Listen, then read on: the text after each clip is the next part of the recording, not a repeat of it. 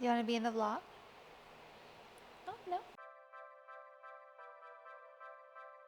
I have never done a vlog on books. When I first started posting anything on YouTube, it was for fitness because that's what my college degrees are in. And I feel like I didn't get a lot of joy out of it. Like, I think I just second guessed myself a bit. And with fitness, it's like I want to be such an expert because it's something I care about, and there's so much misinformation about it. So I feel like instead of it being fun and like enjoyable to educate, instead I just got in my head about it. Versus, I just feel like books are so fun and I want to talk about books. I went thrifting recently and I got all of these books, so I really want to show you them. I have never had successful thrifting ever, and I went to ARC thrift store for the very first time. I'm not native to Colorado, so I kind of just avoided it these past 2 years that I've lived here. And so I went into one because whenever I go to Goodwill, I don't find any books, or I find like very few books. And I went into ARC, and now I will not stop shutting up about how amazing that place is. I went on a Saturday, which I guess they have like random half off days and random days. So on that day, all of the paperbacks were half off. And I feel like I should have just gotten more at that point because they're all like under $2. So I want you to comment below how much you think I spent on, I don't know how many books I got. 1, 2, 3, 4, 5, 6, 7, 8, 9, 10, 11, 12. 12 books. How much do you think that cost? Before I show you all of these, I just want to tell you a little bit about just like my new obsession with reading. I don't really think it's an obsession, but some people might. So last year I was in Florida and I was staying with my in-laws, and they winter in Florida, and that is where I used to live. So I'm like the biggest Florida fan ever. If you have anything bad to say about Florida, I don't really know what to say. Just I love Florida. So anyways, it was a bit cloudy last winter and I was there for a month. And so I'd always liked to read little libraries, and I walked up to one and I grabbed 2 books. And I knew no idea what was popular at the time, so I just read the books and I was like, those are pretty good. Well, guess what the books were? One, Verity, which I'm gonna be real, I didn't love that book like a lot of people. I felt like it was a bit predictable. Not all parts of it, but like, I just don't think I have the cult following. Second book was The Housemaid by Frida McFadden. So I feel like just little innocent me was looking for a little bit of entertainment, and it was the perfect place for my busy brain to rest. And so my mom and I joke that I just discovered reading. I've always read a lot of nonfiction. I think like anything in the world of movement, like nutrition, sleep, exercise, I felt like I should read and stay like on top of all those topics. So as soon as I started reading fiction, I just adore it. I want to show you my dog beside me right now. He's literally laying on the bed with 2 bagels. They're everything bagels, and I'm pretty sure the bed's gonna like smell like garlic, and I'm gonna have to wash the sheets. But let me just show you.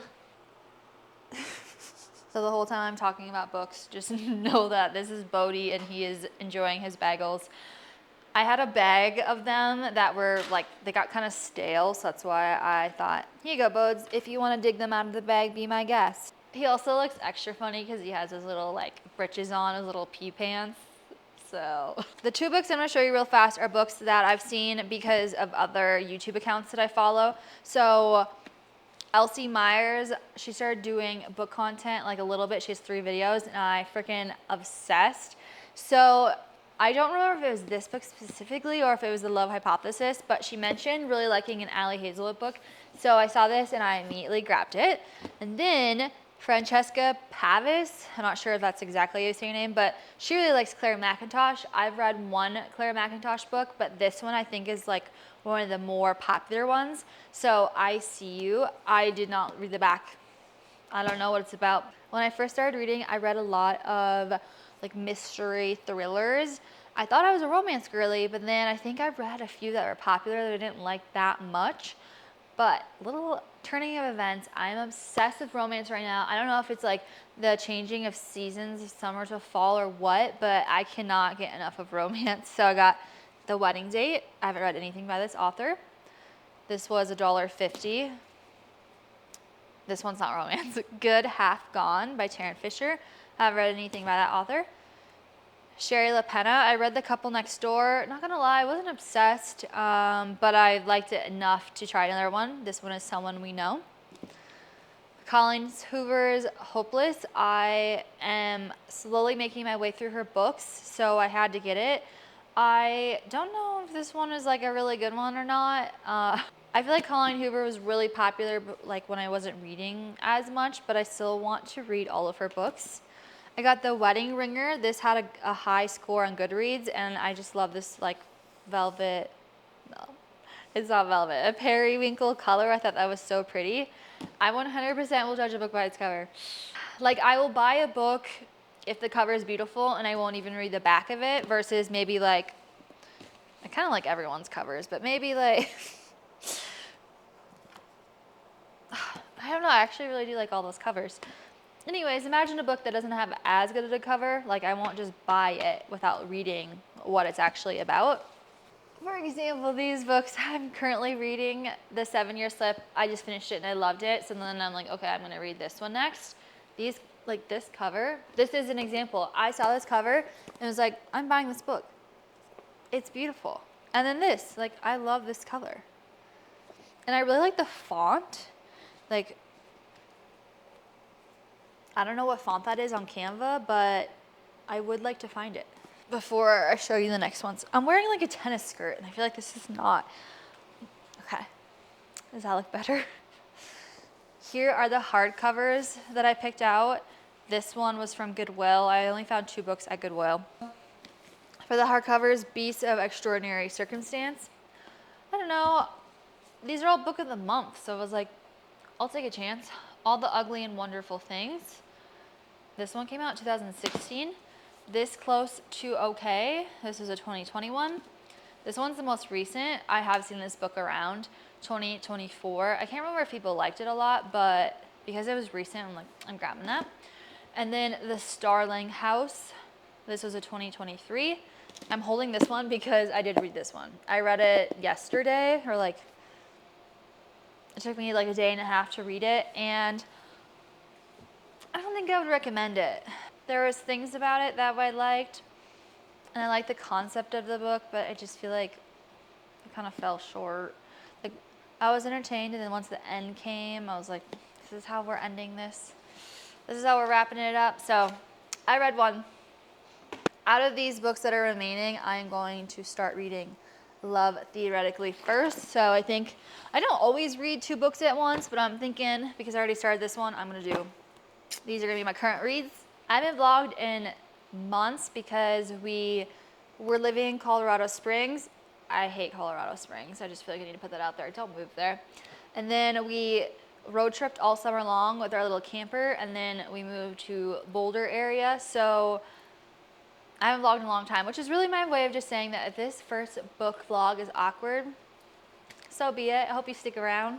This is my teeny little reading nook right now, right beside the bed. I don't have a bookcase, so I don't know. My books are in random places, but look how cute that pumpkin candle is. And then the other one is toffee apples. Like, I freaking love caramel apples. I always take notes in my book, and I started doing this recently where I made like a little document on Canva that I print out, and it has book details, which is genre, setting, main characters, how I rate the cover, themes, and then I do plot summary, my favorite quotes, which I feel like that area gets the most attention, my favorite scenes, I just write down what pages, and then my overall rating for the book. But that's kind of how I take notes right now. I used to do it in a journal, but I've changed to this. It's a bit later. I'm in comfier clothes, warmer clothes. I didn't get that far, honestly. I'm on page 40. I feel like I think it's gonna pick up, but right now I don't think I'm like obsessed with the plot where the guy's really grumpy. I don't know if I'm drawn to grumpy characters. And then I got really distracted because I talked to my mom earlier on the phone, and we were talking about if you could like have your dream book room or bookcases, what would you do? So then I was on Pinterest. My mom said that she would want to do it where it's like books are behind glass, which I've never seen that before, but then she'd want it to be like her favorite books that she's ever read, so like very curated.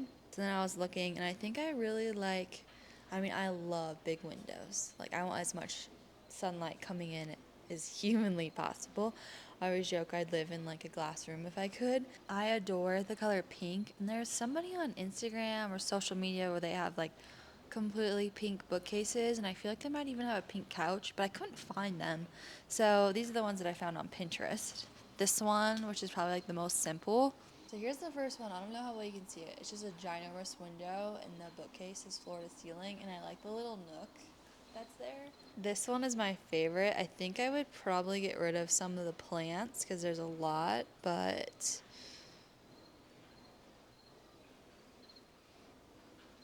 it's basically a bed.